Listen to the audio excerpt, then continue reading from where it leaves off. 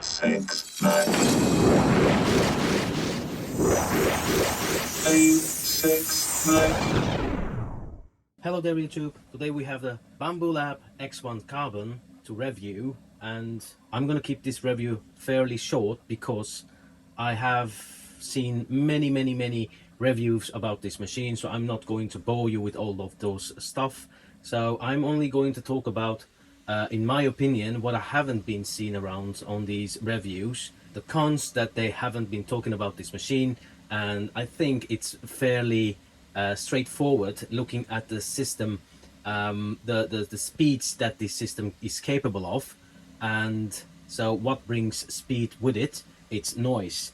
Well, I have received some complaints from my neighbors because at night this printer makes, well, the noise, it's always making noise, but at night this noise becomes unbearable because there is nothing else to make noise at night. So when I was printing during the day, I didn't hear anyone complaining, but when I was printing like 30 hours a bust, which had to go through the night, my neighbors came around the next day and saying if there is something going on in my house, if there is something like electronical that is making lots of noise. Keeping it short is they weren't really happy about it. So people who are living in an apartment or living in a row house, stuff like that, people might get aggravated by this printer's noise levels. That is something that many people, well, no one has talked about. It is something that you guys should know before purchasing a Bambu X1 printer, or X1 Carbon, X1, or the P1P, which is just came out. They are all the same noise levels. This video is brought to you by PCBWay, your one-stop for all PCB needs. We can design, prototype and build the boards your business requires at a price you can afford. Right now, 4 and 6 layer PCB costs have been reduced by 20%. The highest quality is matched by a quick order process and a 99% on-time delivery. The best value, low minimum orders and a fast turnaround. PCBWay.com. Other than that, I have something to say about this EMS system, which is not just for the EMS, it's for all these multi-material or multicolor systems, that there is something that isn't there yet. What I'm talking about is, let's say you're printing something in 2 colors or 4 colors, but the colors are adding up to each other. So you're printing the first 20 layers in black, second 20 layers in white, third 20 layers in orange, fourth 20 layers in another color. That is fine. That is something that works, but you can actually do that as well within the slicer, that option. Then there is not much I can say about something that is going on. But if you're like printing really in 4 colors or 2 colors, doesn't matter. The problem is it takes a lot of time. So I'm someone who doesn't like to print or let my printer go on for days and days and days. Seeing the system, how EMS is working and other brands are working, I think the technology isn't there yet. If you're someone with lots of time, or you have many printers, and it doesn't matter for you if your printer is printing instead of 1 day, 4 days, or like let's say double the time, even like 60-70% the time more, just because you're using some colors, that's fine, but not for me. The technology isn't there for me. I wish that there was a better solution for it, but the way that EMS is changing his filament just takes too long, and it's with every layer. So it does 1 layer, it has to change filament, it does another layer, it does the same thing again, and so on and so forward, and that is just not for me. A third thing that I want to say about this printer is, with speed also comes vibration. So as you can see, I put it onto some table here. This table is not rigid enough for this printer. It's really, when it's moving, you see it moving around. It's too much. So you need something really rigid under the printer. Is that a con of the printer? Yes and no. Yes, it is a con because I think the construct, the way it's moving, is limited by its capabilities. No, it's not a con of the printer because yeah, the place that you put it on is up to you. You decide how rigid it is or how not rigid it is. In my experience, it's not rigid, so I need to implement something else to this system. So let's see what the printer has been printing. I did lots of busts, so all kinds of busts, so just to see what kind of high quality this printer can achieve, and it does. It really achieves really nice qualities, made me want to print more.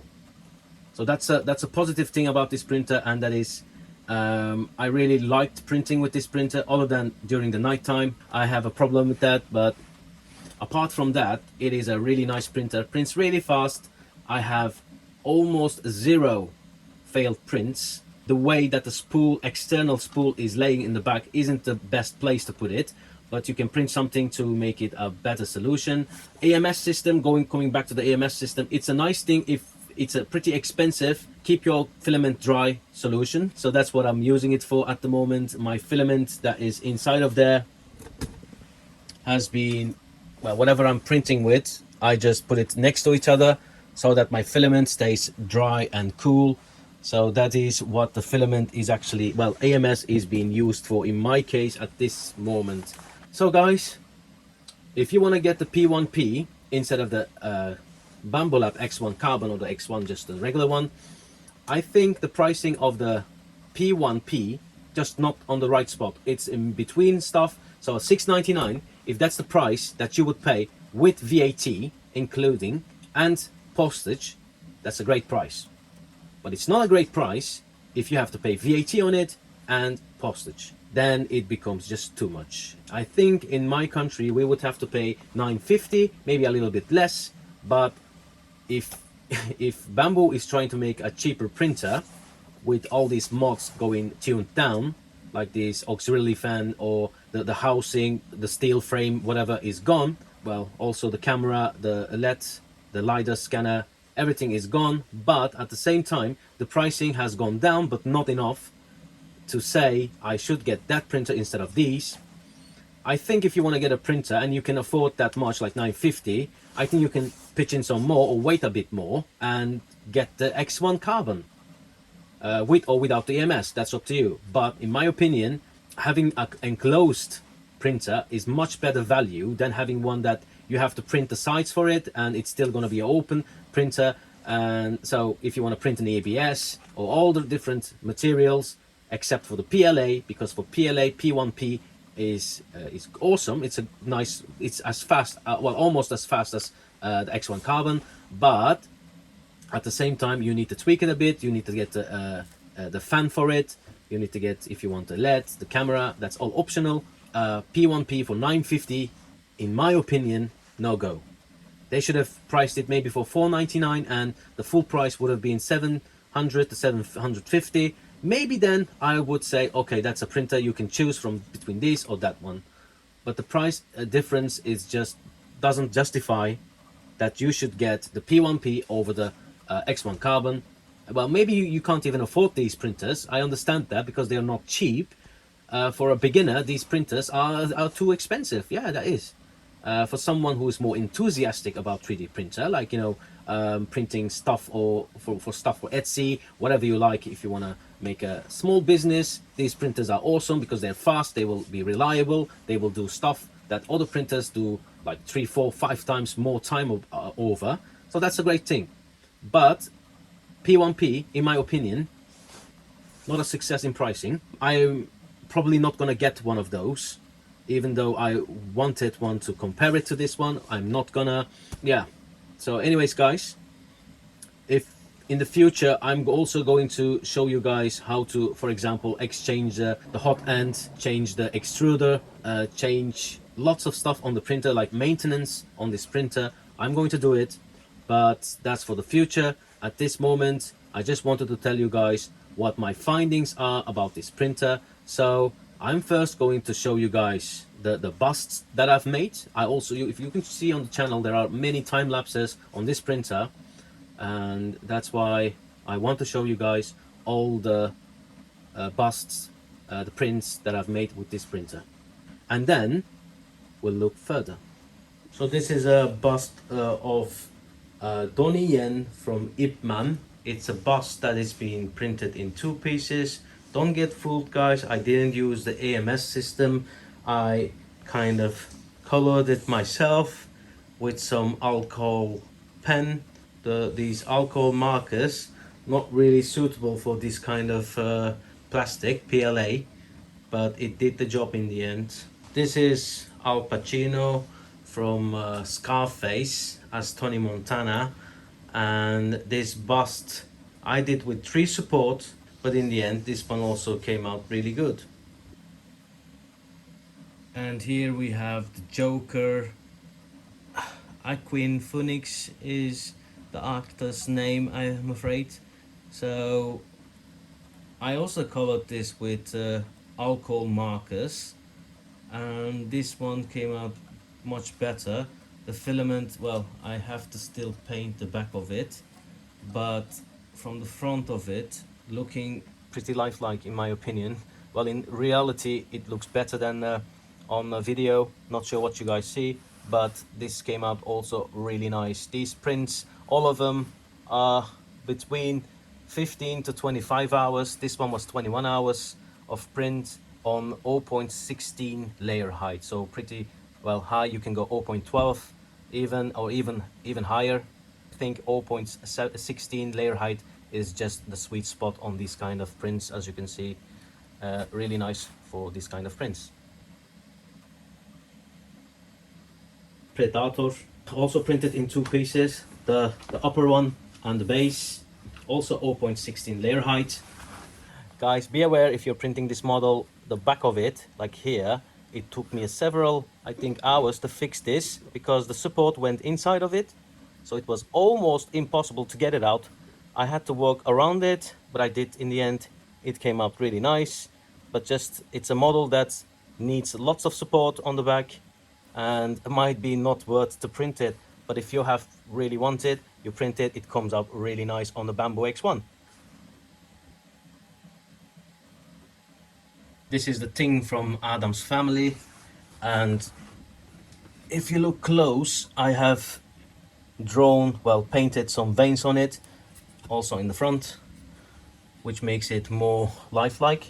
This print also came out really nice, high quality, using flesh filament, and you see the fingertips, I also painted some a little bit, and also really nice print.